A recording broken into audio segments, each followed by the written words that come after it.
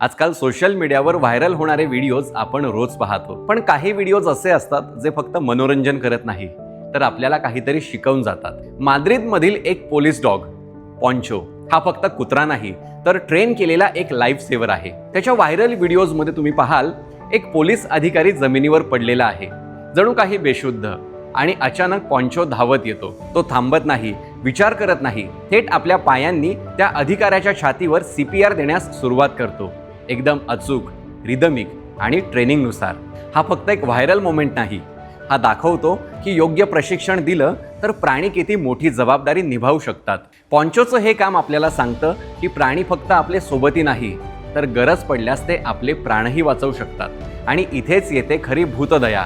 प्राण्यांवर प्रेम, करुणा आणि संवेदना ठेवणं ही आपली जबाबदारी आहे, कारण आपण त्यांना जितकं प्रेम देतो तितकंच ते आपल्या जीवासाठी उभे राहतात.